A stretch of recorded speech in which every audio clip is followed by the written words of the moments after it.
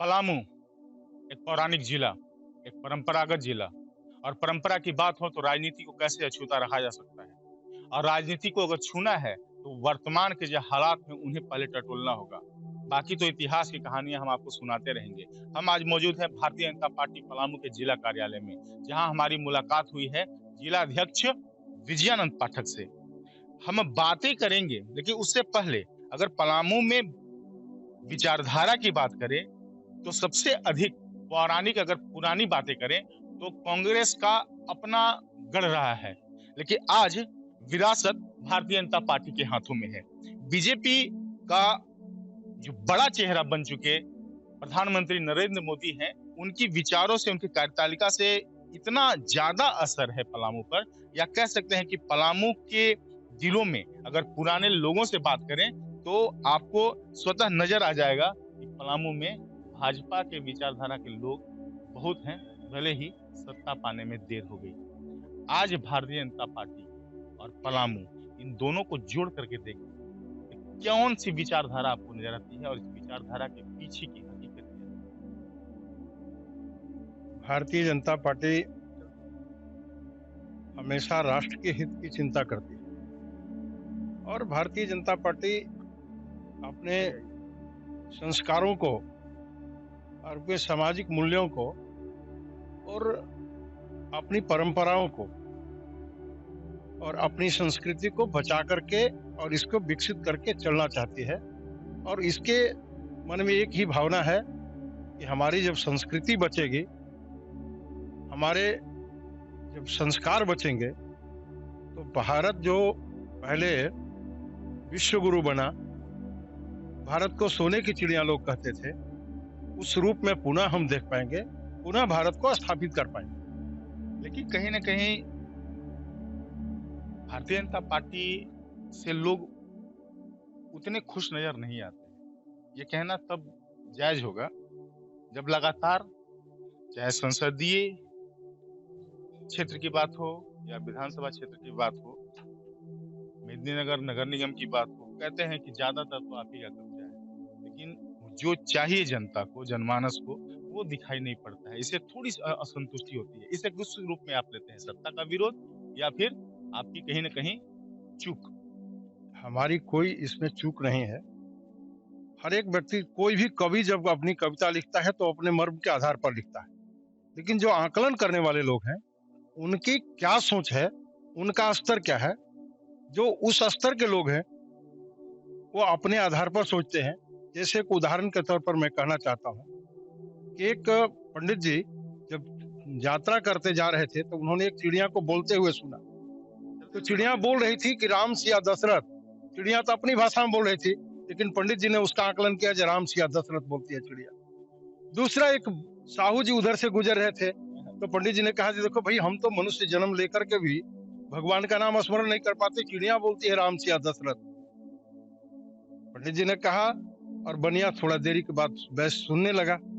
उसने कहा, पंडित जी ना, आपकी बात कुछ है नहीं, ये तो चिड़िया बोल रही लोन मिर्ची अदरक, लोन मिर्ची अदरक।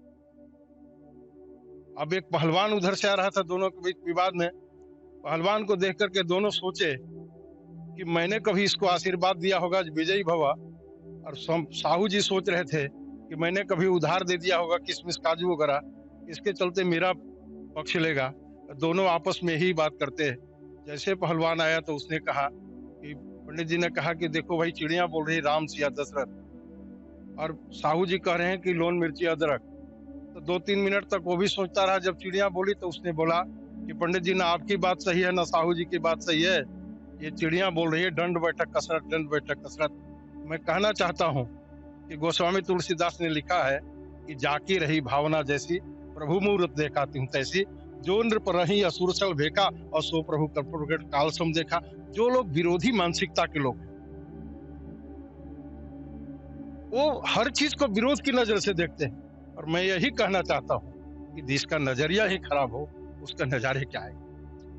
तो मूरत हम दिखा रहे हैं, अब सूरत की जो तासीर है वो तय करना आपको है, क्योंकि आपको समझना, हम उनकी बातों को सुना रहे हैं, इसकी व्याख्या मैं नहीं करने वाला। आप समझ लीजिएगा कि कौन क्या है और कौन क्या कहने जा रहा है। लेकिन सबके बीच में अब शुरुआत हम करते हैं। ये तो हम आपके दिल की उद्गार को लाना चाहते थे कि शुरुआत थोड़ा-सा नमकीन होना चाहिए, नमकीन आपने किया। लेकिन अब थोड़ा-सा नमकीन और उसको मैं बनाता हूँ। आपकी मूंछें देख रहा हूँ तो याद आ रहा है कि आप तो पुरुष सैनिक हैं। एक पुरुष सैनिक का जज़्बा पलामू के लिए क्या निकलता है? मैं एक बात कहना चाहता हूँ, मैं पूर्व सैनिक होने के नाते मैंने राष्ट्र धर्म को पहले स्वीकार किया। राष्ट्र की रक्षा के लिए प्राणों को न्यौछावर करने के लिए भी तैयार था। मौके कई आए, लेकिन प्रशिक्षण के दौरान एक कहा जाता है कि जो सैनिक प्रशिक्षण में अपना खून पसीना बहाता है, वह लड़ाई के मैदान में खून बचाता है। मैं प्रशिक्षण में अच्छा था, मेरे सैनिक अच्छे थे। इसी के कारण है कि हमने दुश्मनों के दांत खट्टे किए, लेकिन हमारा बाल बाका दुश्मन लोग नहीं कर पाए। मैं इसी से आकलन करके आपको कहना चाहता हूँ कि आप अगर अच्छे काम के लिए आप आगे बढ़ रहे हैं, तो अच्छे काम करने वालों के लिए थोड़ी देरी तक दिक्कतें आती है।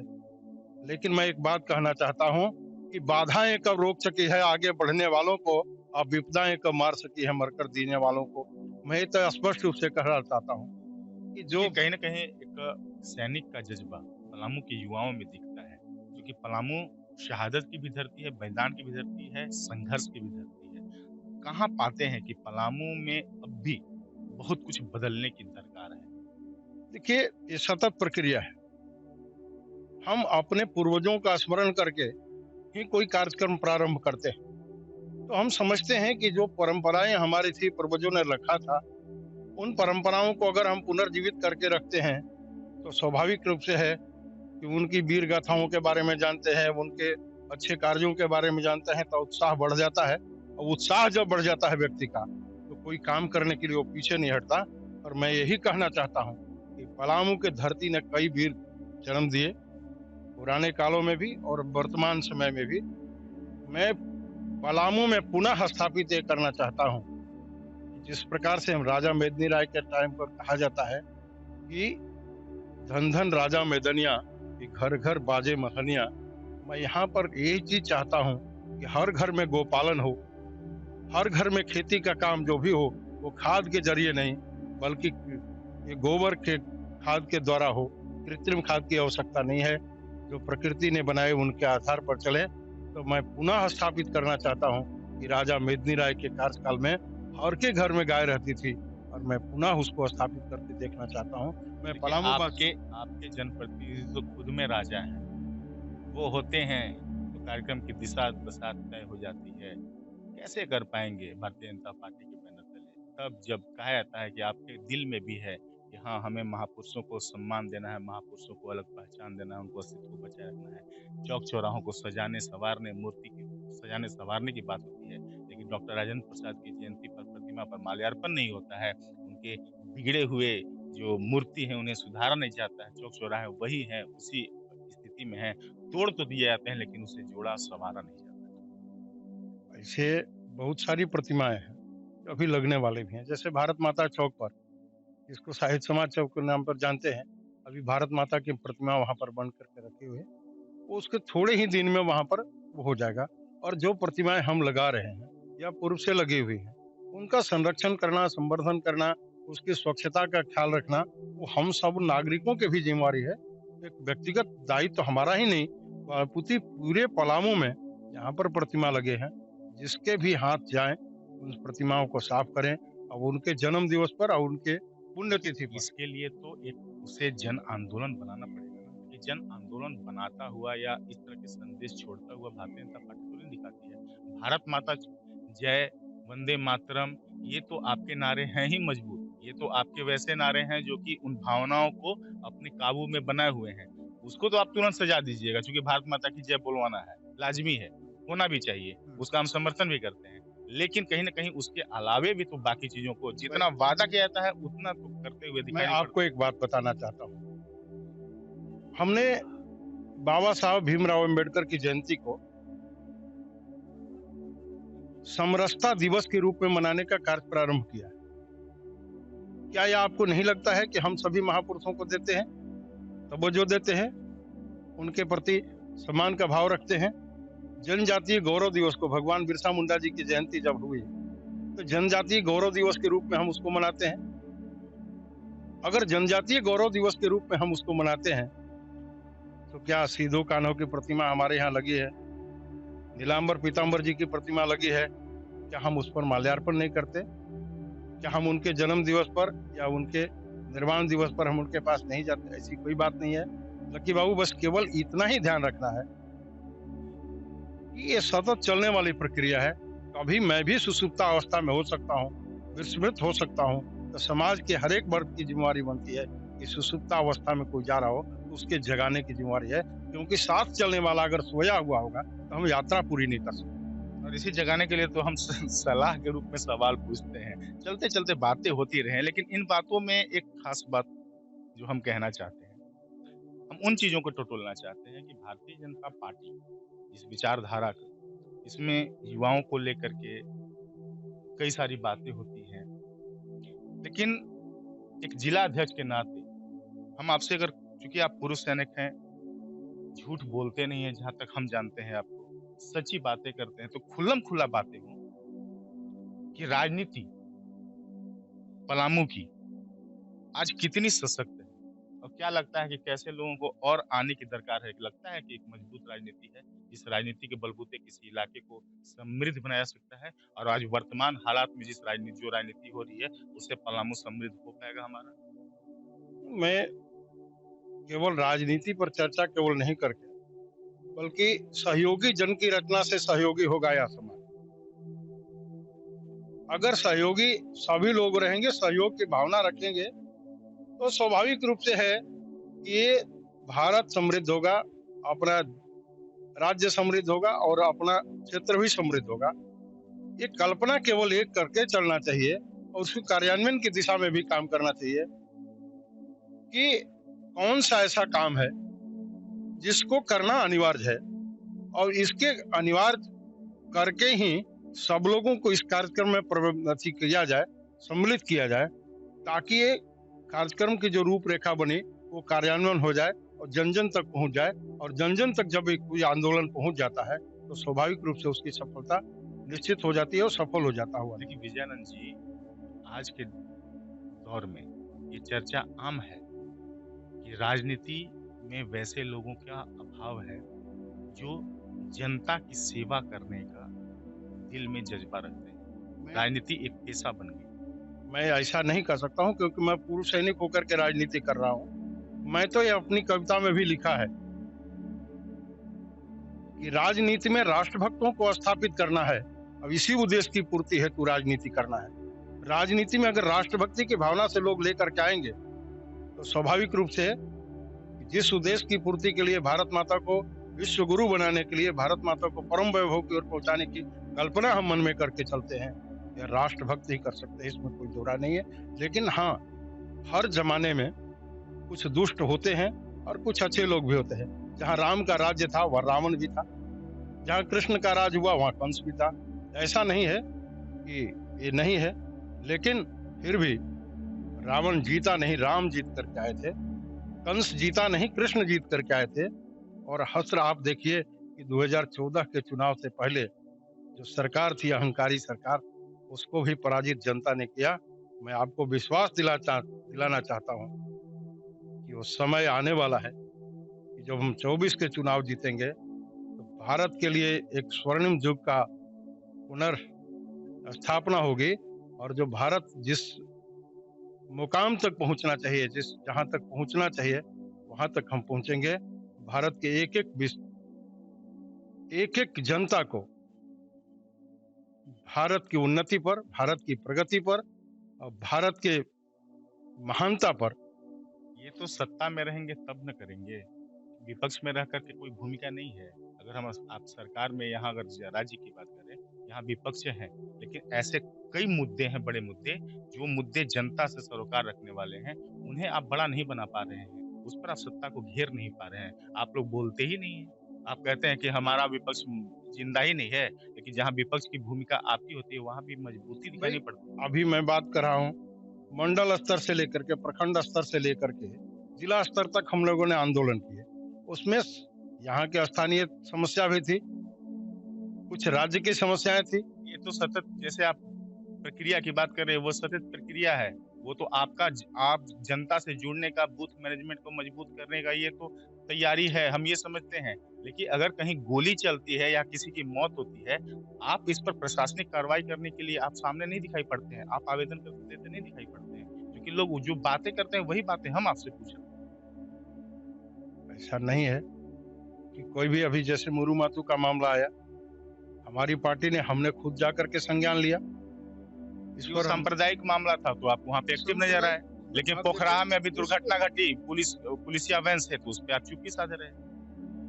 देखिए क्या, कभी कभी व्यक्ति जब वहां पर उपस्थित नहीं रहता, कहीं दूसरे कार्यक्रम में रहता है, जैसे अब आप मुझसे पूछेंगे, ये व्यक्ति विशेष की बात नहीं है, संगठन की बात है। आप चूंकि संगठन के मुखिया हैं, इसलिए लाजमी आपसे सवाल बनता है। पूछ रहा हूँ, आपसे बता रहा हूँ। जैसे अभी हमसे कोई पूछेगा कि विवेकानंद, स्वामी विवेकानंद जी की जयंती थी और आप उस दिन विवेकानंद जी के चौक पर थे नहीं, मैं आपसे ये कह सकता हूँ कि 12 तारीख को प्रदेश ने आहूत कर रखा था एक बैठक, जिसमें जिला पदाधिकारी, जिला प्रभारी को भी जाना था और जिला अध्यक्ष को भी जाना था। लेकिन मैं, चलिए चलते चलते बातें करते हैं, जो खड़ा हो जाएंगे तो फिर खड़े रहेंगे, चलना जरूरी है। कार्यक्रम रखते हैं, जैसे अब श्रद्धेय अटल बिहारी वाजपेयी जी की जयंती थी, 25 तारीख को थी, 25 दिसंबर को सुशासन दिवस लोग मना रहे थे। 25 तारीख को हमारे प्रदेश में एक राष्ट्रीय महामंत्री जी का आगमन हुआ और 25 तारीख को हम वहां चले गए। अब लोग, कुछ लोग कहेंगे भी कि आप श्रद्धेय अटल बिहारी जी वाजपेयी जी की जयंती में आपका नाम तो कहीं आया नहीं जिले में। तो मैं अब उनसे कहना, मैं विजयानंद पाठक से नहीं सवाल पूछ रहा हूँ, मैं जिलाध्यक्ष भाजपा से पूछ रहा हूँ। वही बात कह रहा हूँ कि हर एक आदमी, एक तरफ विजयानंद पाठक भी है, वही व्यक्ति जिला अध्यक्ष भी है। अगर विजयानंद पाठक होने के नाते आप मुझसे बात कर रहे हैं, तो जिला अध्यक्ष होने के नाते मैं वहां पर भी उपस्थित था, इसलिए मैं आपसे कहना चाहता हूँ। लेकिन ये कहीं ना कहीं इन बातों के बीच में एक तो है ना कि परिवर्तन की दरकार है। अगर सिर्फ पलामू प्रमंडल की बात करें, तो पलामू प्रमंडल के एक नवनिर्माण की अगर संकल्प की बात करें, तो हमने एक संदेश छोड़ दिया, पढ़े पलामू पढ़े पलामू। तो क्या भारतीय जनता पार्टी भी पलामू के इतिहास और भौगोलिक दृष्टिकोण से इसके नवनिर्माण के लिए कुछ सोच रही है, कुछ विजन है, कुछ तय कर रही है? बिल्कुल, कि सिर्फ सरकार से ऊपर से जो आता है निर्देश वही धरती पर हम जन्म लिए, वो हमारी पलामू की धरती है। और जननी जन्मभूमिश्च स्वर्गादपि गरीयसी। अगर हम मातृभूमि को, जन्मभूमि को स्वर्ग से भी बड़ा मानते हैं, ये स्वाभाविक रूप से है कि पलामू के उत्थान के लिए जो कल्पना सबने कर रखा होगा, उससे बेहतर कल्पना अपने मन में भी होना चाहिए। और मैं चाहता हूं कि आप जिस मुहिम को लेकर के आगे बढ़ रहे हैं, उस मुहिम में मैं आपका सहयोग करूं, समर्थन करूं, और आपको जहां हमारी आवश्यकता है या मुझे आपकी आवश्यकता है, मैं आपसे वादा करता हूं कि पलामू के विकास के लिए एक एक कदम मैं आपसे कदम से कदम मिला के चलने लगूं। बशर्ते कि आपसे भी मेरा एक आग्रह है, जब आप अपना कोई कार्यक्रम करते हैं या आपके मन में कोई ऐसी भावना आती है या कोई सुझाव आता है, तो आप मेरे से भी शेयर करें और मैं आपसे भी शेयर करूं। स्वाभाविक रूप से है कि गाड़ी के दो पहिए, एक आगे चलती है एक पीछे, लेकिन आगे चलने वाले को अहंकार नहीं होता और पीछे चलने वाले को अपमान नहीं होता, क्योंकि स्वाभाविक रूप से है कि कदम से कदम जब हम बढ़ाते हैं आगे, तो बायां आगे निकलता है तो दाहिना बाद में, दोनों को अहंकार नहीं होता। आपके मन में भी कोई भावना नहीं आए कि मैं चैनल चलाता हूं तो उनके पास क्यों जाऊं, और मेरे मन में भी कोई भावना नहीं आए कि मैं राजनीति करता हूं तो चैनल के पास क्यों जाऊं। अगर पलामू के उत्थान की कल्पना हमारे मन में है, तो स्वाभाविक रूप से है कि पलामू का हर व्यक्ति आपके साथ जुड़े और पलामू के हर व्यक्ति के साथ आप जुड़ करके काम करिए। मेरी शुभकामना है कि आपने जिस कार्यक्रम को बढ़ाया, मैं 1 तारीख को गया था, आपके सारे कार्यक्रमों को देखा, मैं भूरी भूरी प्रशंसा भी करके आया हूँ, लेकिन प्रशंसा ऐसा नहीं जो गति ढीली कर दे। प्रशंसा वो ये चलते रहने की प्रेरणा दे। मैं वह कह करके आया हूँ और आपको मैं वादा करता हूँ कि एक राजनीतिक कार्यकर्ता होने के नाते ही सही, या एक पलामू के जन्म लेने के सही, या पूर्व सैनिक होने के नाते, मैं तीनों नाते आपसे कहता हूं कि मैं मनसा वाचा कर्मणा आपका सहयोग करूंगा।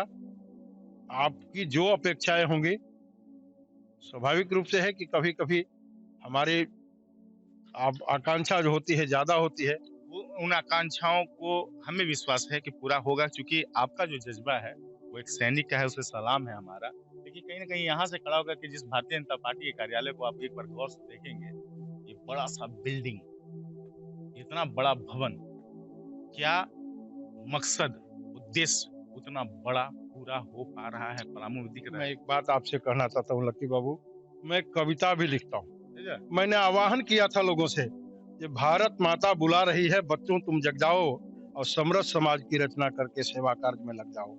सूर्योदय होने वाला है, आसमान में लाली है, भारत माँ के लाल जोगो माँ तुम्हें जगाने वाली है।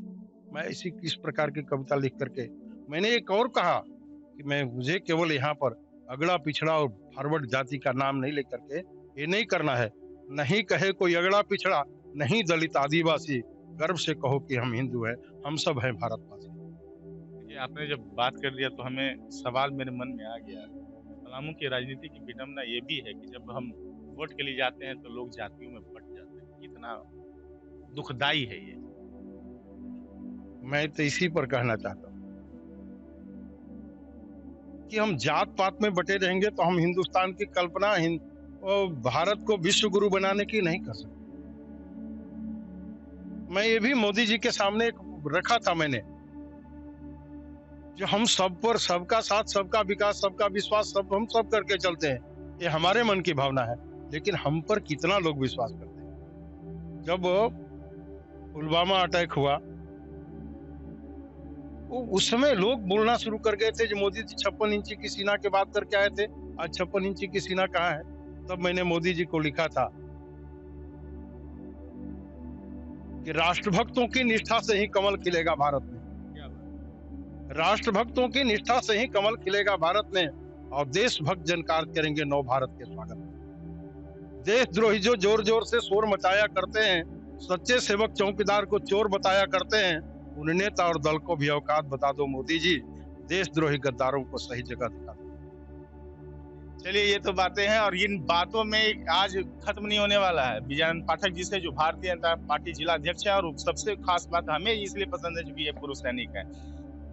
इनसे बातें होती रहेंगी, बातों का सिलसिला चलता रहेगा, क्योंकि हम उन शब्दों को, बहुत सारे सवाल मन में है लेकिन पूछ नहीं पाते हैं कुछ समय अभाव में, और आगे फिर इनसे बातें करेंगे, इन कड़ियों को जोड़ेंगे। लेकिन इतना तो जरूर कहेंगे, इन सब बातों के बीच की उनका वादा था हालात बदल कर रख देंगे, पर जब हमने देखा वो खुद के हालात बदलते नजर आए। अब सबका साथ, सबका विकास ये सिर्फ सिमटा हुआ है, ये वाकई में चल पड़ा है, ये तो तय आपको करना है, क्योंकि आप सुन रहे हैं।